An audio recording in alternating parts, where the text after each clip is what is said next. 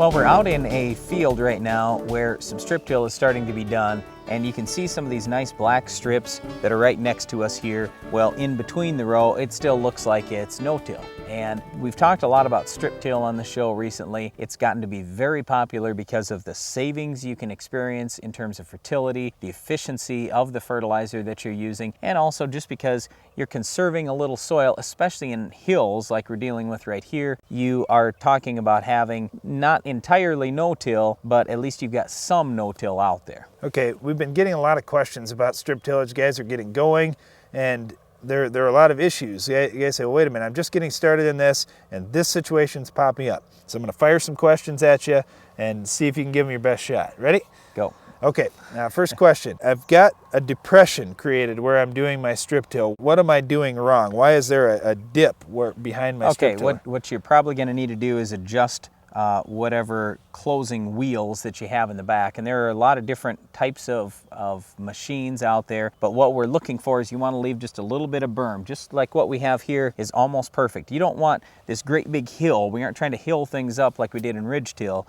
You just want a little bit of a berm. That's just an adjustment you can make on your strip till machine, but we want to get a little berm there, definitely. Okay, second question, fertilizer. I'm putting on fertilizer with a coulter and it's spread throughout my zone. Would I rather have it in one spot or should I have it spread throughout? I'm not real big on putting fertilizer out with a coulter with the strip till machine. I would like to have it down preferably 8 or 10 inches and do it with a knife. Now, if you're out there doing it with a coulter, that'll work. If it was me, I would try to stick it down as deep as I can. I do not want to get it spread out all over the place. You're not as bad as broadcasting it, but ideally we'd like to stick most of the fertilizer down in about one spot in the soil. Okay, next question. I've got corn stalks, I've got 200 plus bushel corn. What's the best way to cut through those stalks? Well, we don't want you to cut through the stalks. We want you to go in between the rows. If you're trying to cut through the stalks, good luck, it's not going to work.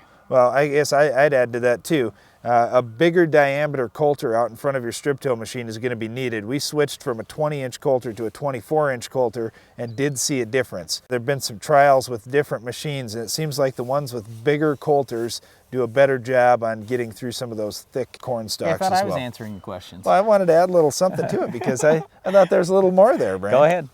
You got anything else? Okay, the other thing is rolling baskets on the back of strip till machines. Is this needed to kind of crumble that soil up, or will there be enough weather over the winter to break some of those larger chunks? You know, I think it's a lot more important if you're doing this in the spring. In the fall, usually these chunks that you're going to get out here in the field, weather will take care of a lot of them.